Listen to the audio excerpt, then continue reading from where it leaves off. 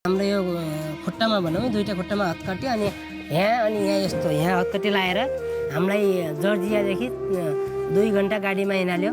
हामी त्यतिखेर फर्किनेमा 3 जना नेपाली मात्रै थियौँ त्यो दिनमा। एउटा बागलुङको थियो, एउटा काठमाडौँ होटेल थियो नेपाल टेलिकम नेरै एउटा भाइको, अनि म यहाँ रुकुमको। 3 जनालाई फर्काएर न्युयोर्क ल्यायो। न्युयोर्क तपाईँको प्लेनमा 4 घन्टा लाग्यो। 4 घन्टा लाग्यो। हामीलाई अनि के भन्यो भने त्यसले अझैसम्म हत्कटी लगाइरहेको छ। तिमीहरूसँग खाने पैसा छैन भने हामीले छैन भनिदिउँ। उसले खाना ल्याएर दियो। अनि तिमीहरूलाई अब नेपालीमा ट्रान्सलेट गरेर तिमीहरू 10 वर्षभन्दा भित्र आयौ भने अमेरिका तिमीहरूलाई यति वर्ष जेल, यति लाख रुपियाँ डलर जरिवाना हुन्छ, फर्केर पनि नआयो उसले भन्यो। हत्कटी सत्कटी खोलिदियो। हामीलाई नन स्टप 18 घन्टा एयर इन्डियामा 18 घन्टा दिल्ली ल्यायो। अब जाँदाखेरि 3 महिना लागेको थियो, आउँदाखेरि 18 घन्टा पुर्याइदियो दिल्ली। जहाजभरि फर्केर आउने बेलामा के सोच्दै आउनु पर्छ? के सोच जे हुन्छ त्यही हुन्छ भन्ने सोच भयो त्यतिखेर त। फर्किँदाखेरि दिल्लीबाट काठमाडौँ एयरपोर्टमा ल्यायो 1 घन्टा 20 मिनटको।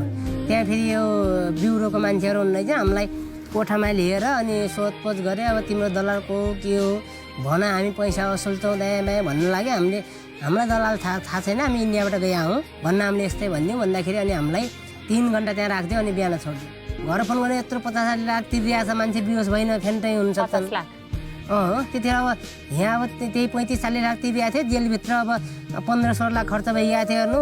वकिल लाउँदाखेरि स्पोन्सर लाउँदाखेरि त्यही गर्दा अब 60 भनिदिउँ न, त्यही पुगेको थियो। अनि घरतिर आइयो। अहिले घरतिर आए पनि धेरै भइगयो। अब जे हो गुजारा चलिरहेको छ। ऋण त अझै सर अब धेरै छ ऋण त।